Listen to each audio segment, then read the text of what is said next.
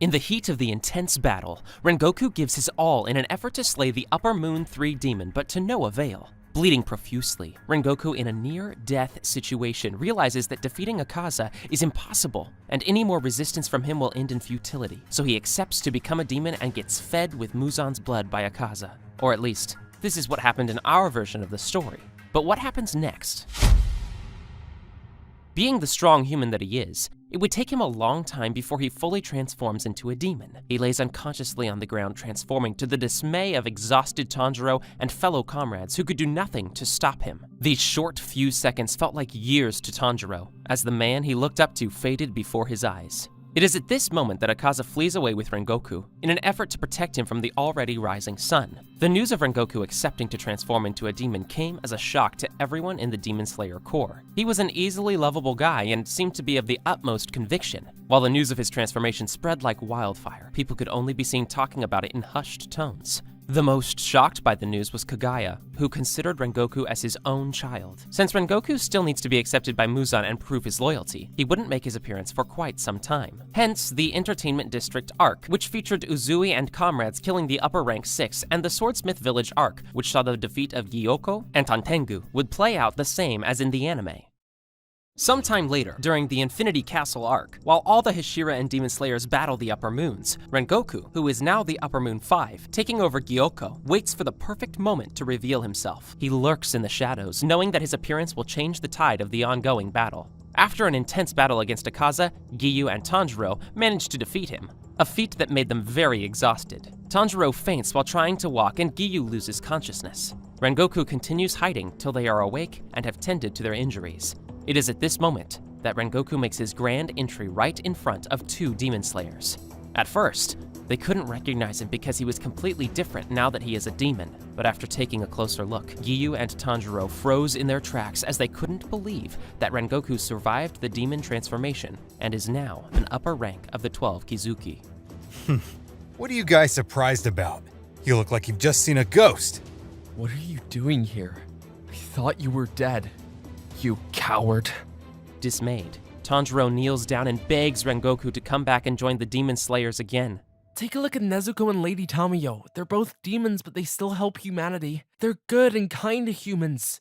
You can be like that too. Rengoku is disappointed with Tanjiro's groveling and mocks him for it, while also criticizing him for being too weak to do anything against Akaza during the Mujin train incident. Frustrated at the failure of Tanjiro's efforts to try and win Rengoku back, already exhausted Giyu takes it upon himself to lay his former colleague to rest. Giyu, being able to sense how incredibly strong Rengoku has become, uses water-breathing 5th form, Blessed Rain After the Drought, a technique that instantly lets him decapitate his opponents in one strike. Much to his surprise, Rengoku appeared behind him before he could blink, and the only thing he could feel was the pain from his left arm, which Rengoku sent flying in the air. That's what happens when you inhabit that human body, Rengoku remarked. Like the other demons, he goes on and on about how the human system is a cage and his opponents need to be free from it. That human body of yours is useless. You will age, fatigue, and sustain injuries that can never be healed. The same can't be said about us. And that's why I'm grateful to Akaza for turning me into a demon, and to Muzan for accepting and introducing me to the ranks of the Upper Moons. His words trigger Tanjiro, who begins to reminisce about the Mujin train incident and how Rengoku became a demon, but Giyu's screams bring him back to reality. Giyu, already exhausted and in severe pain, could do nothing but continue listening to Rengoku speaking. As it is, the both of you stand no chance against me. I've honed my skills and reached the realm of the highest. I am no longer constrained to the limitations of the human body. My flame-breathing techniques have become exponentially more powerful. One strike from my blood demon arc could spell the end for both of you in this sorry state. Well, enough of this chit-chat. Prepare to meet your end, Tomioka. Fire-breathing, 1st form, unknowing fire! Rengoku charged towards Giyu in an attempt to decapitate him in one slash. Giyu, realizing this is his final moment, decides to use his final form and most powerful attack to block and deal as much damage as possible to Rengoku. Water breathing, 11th form, dead calm. Giyu launched a series of extremely fast, imperceptible slashes towards raging Rengoku.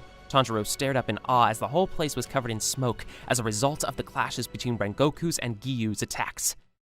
After about a minute of staring at the smoke, Tanjiro is surprised to see Giyu's head on the floor, with Rengoku being visibly wounded. This made Tanjiro begin to wonder and remember his last moments with Rengoku before he was transformed into a demon, and how surprised he was when Rengoku accepted Akaza's offer. Being enraged, he took one last stare of hatred at Rengoku. He hated everything about him. Rengoku's appearance irritated him. Transformed Rengoku had 2 horns on his head, with the same facial appearance, but had bloodshot eyes and sharp teeth that he exposed at every opportunity. He still wore a cape, but the pitch black one this time, having flame symbols engraved on it, a testament to his unwavering belief in his flame-breathing technique. Having taken a thorough, anger-filled look at Rengoku, Tanjiro unleashes Hinukami Kagura and charges at Rengoku with murderous intent. Upon seeing Tanjiro's tremendous increase in strength with the Hinukami Kagura, Rengoku quickly remembers when Tanjiro asked him about sun-breathing during the Mugen Train mission. Rengoku, however, easily blocks Tanjiro's series of Hinukami Kagura attacks using 4th form Blooming Flame Undulation, a defensive flame-breathing technique. Amazed at Tanjiro's immense power, Rengoku presents him with an offer. Become a demon and surpass your human limits. When you do, you will no longer fatigue, just like you did during your battle with Akaza. You could go on and train for centuries. The possibilities of what you could achieve are endless. Tanjiro gnashed his teeth, his heart bursting with hatred towards the man he thought of as a mentor, contemplating what his next line of attack should be. You are strong, Tanjiro, and with your sun breathing, you will surely gain a position in the 12 Kizuki. And, who knows, with time, you may even reach the upper rank 1. Hinokami Kagura! Anbu! Tanjiro unleashed a single high-powered vertical slash towards Rengoku in an attempt to decapitate him. It would take more than that to defeat me, Rengoku retorted. Flame breathing, 5th form, Flaming Tiger. Rengoku replied with a serious stance. Let's see if you can hold out against me, young Kamado. Rengoku's attack, taking a tiger-like form, clashes with Tanjiro's attack, and they both stare intensely at each other with their swords colliding. A series of devastating, highly powerful attacks later, Rengoku realizes just how strong Tanjiro has become. Rengoku recognizes that he had underestimated the injured Tanjiro and decided to increase the intensity of his attacks. Increasing his bloodlust, Rengoku gives up on trying to convince Tanjiro to convert into a demon and goes all out for his head. Tanjiro and Rengoku both clash swords in a spate of attacks. While clashing, Rengoku begins to realize that his ongoing battle against Tanjiro might spell the end for him. His worry grew more and more, and his desperation to kill Tanjiro increased ever so greatly. Tanjiro, on the other hand, maintained a very focused impression, with no signs of fatigue or giving up. He carefully kept timing, calculating, and countering Rengoku's attacks and moves. He also noticed Rengoku's growing desperation amid their bout. I have to end him with this attack, Rengoku thought while he prepared for his strongest flame-breathing attack. Tanjiro immediately stops when he notices Rengoku take a formidable stance. He had seen this stance before. It was just before Rengoku launched his last attack as a human against Akaza. This attack is going to be incredibly powerful. I'm sure he's trying to end the battle with this last attack. He definitely has run out of options. He's a demon now, in fact, an upper moon. He's way stronger now with all his new techniques. This very attack he's about to unleash should be way stronger than the one he unleashed against Akaza as a human. It's so fast that it can't be dodged. I must overpower it, otherwise it may spell the end for me.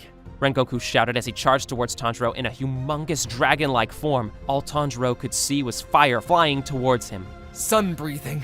Dancing flash! Tanjiro charged towards Rengoku faster than the blink of an eye. Everybody in the Infinity Castle felt the shockwave from the collision of Rengoku and Tanjiro's blades, and all of them wondered where did such an intense shockwave come from.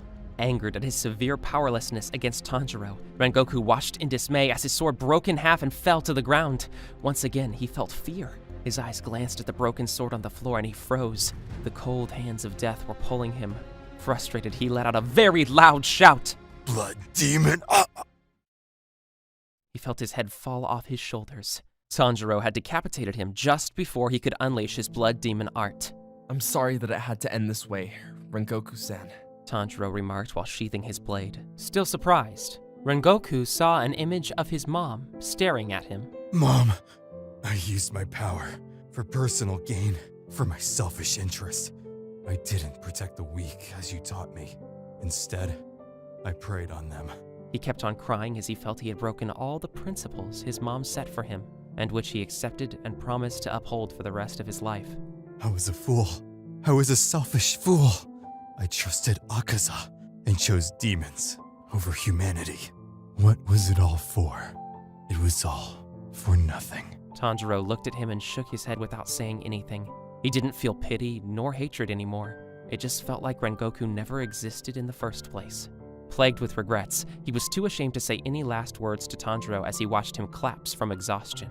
I hope my decisions and actions don't spell the end of the Demon Slayer Corps, were his final thoughts before completely disintegrating into thin air. The remaining Demon Slayers and Hashira battle Muzan Kibutsuji in the absence of Tanjiro and Giyu. Little did they know that Giyu was dead and Tanjiro had passed out from the battle with Rengoku.